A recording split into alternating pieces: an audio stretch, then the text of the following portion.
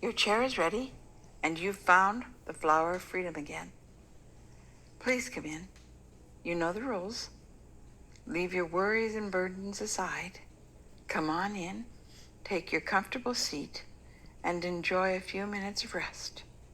Here we go, chapter 118, Hans' son and daughter-in-law.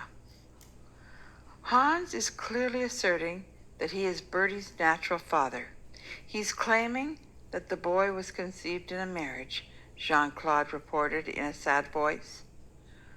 What? How can this keep getting worse? Ask Dr. D to tell you what Collette endured. You have both of our permissions to know. Maybe you can get out in front of this Hans' claim about that marriage. Oscar's tone was depressed. Jean-Claude spoke up. Oscar, this situation has not changed one bit. We're the same people we always were. We know far more than we used to know, and knowledge is power. We've seen Hans's move, and through those we know his motivation. We have the RCMP on our side. We have the Gendarmerie of Paris on our side, and Francois seems to have some other connections that are very helpful too. Is it okay if I call a key about all this? When Oscar agreed, Jean-Claude signed off, and immediately he called a key. Bertie started the interior demolition of the house the very next day. Bianca needed to rest, she said. Oscar was between stints on the airline, so he went along to help. Bertie had blueprints drawn up to his own specs before he left for France, and they became his Bible for the renovation. Together he and Oscar tore out walls that were not load-bearing. The first day Oscar was there, he found the letter about the cars on a table. When Bertie was not looking, he picked up that letter by the edges, as Jean-Claude had directed. He surreptitiously slipped it into the pocket of his shirt, and later that night he took it to Jean-Claude, who called his friend at the RCMP. While the men worked at the house, Bianca spent most of the rest of the summer around the swimming pool at Colette's place.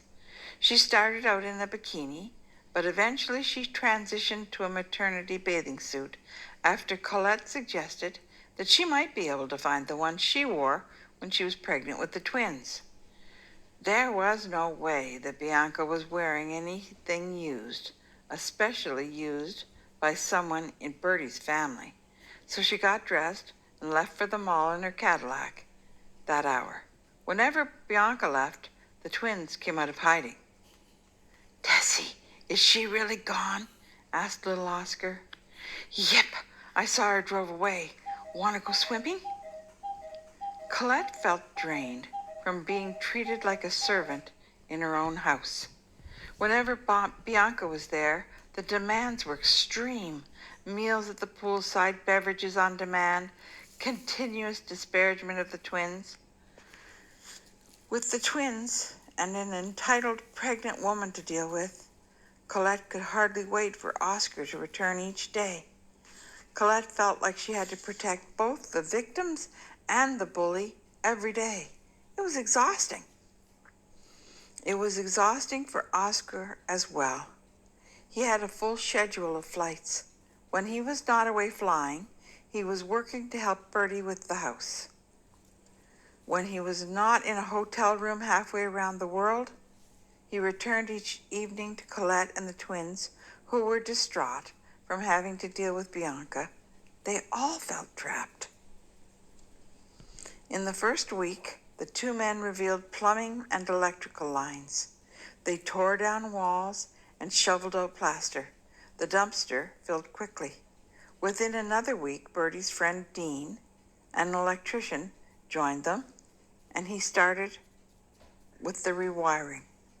Within 2 weeks, Rusty, Dean's friend, came in to do the plumbing. Everyone called Rusty Triple X because he looked a bit like the movie star by that name.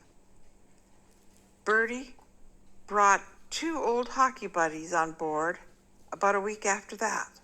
At first, Oscar would find the unskilled laborer sitting around when they should have been working.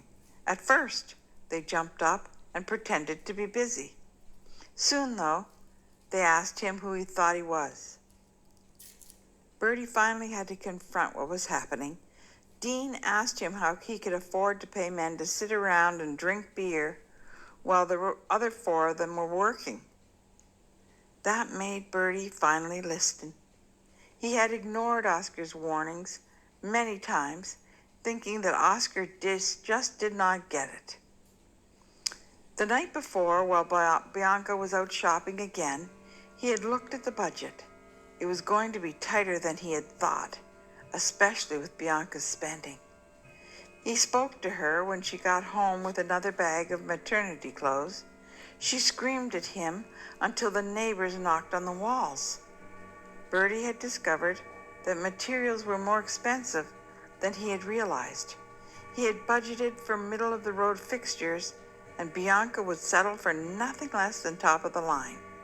He had stopped consulting her on things unless it was a design feature, knowing that she would always choose the most expensive thing, even when the less expensive things would do remarkably well.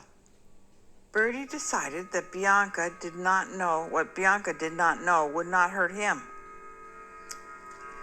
The very first day, Dean asked him how he could afford to have sloths sitting around while they worked. And with the numbers fresh in his head, Bertie had to admit that he just could not afford it. Shortly after, he walked around a corner in the basement, and his friends were just clinking bottle tops of their newly opened beer. Nothing had been done down there in the 3 hours they had been working. He said, "Get your things and go." "You owe us," said the bolder of the two. "We have wives and kids to support." "He owes you nothing if you're not willing to put in a good day's work. Normal math says you owe him, not the other way around," Dean said from right behind Bertie's right shoulder. No one had seen him come down the stairs. "Bertie's not responsible to take care of your wife and kids, you are. And you're not taking care of anyone. Get out, or I'll help Bertie throw you out." They swore to tell everyone in the construction trade not to work with Bertie or his company. Dean shouted at their backs as they skulked away, "What makes you think anyone would listen to you? Who doesn't know you and how you work? You two are legendary in the construction business already. I should have tried harder to get Bertie to overcome his blind loyalty. Who would listen to the two of you?" That's the end of chapter 118. We hope you'll come back for the next one that's entitled Contractions. Life is going to be different from here on in. We hope you're here to listen to the story. Please press subscribe and give us a thumbs up if that is what you'd like to do. I remain your friend Deborah. Bye-bye.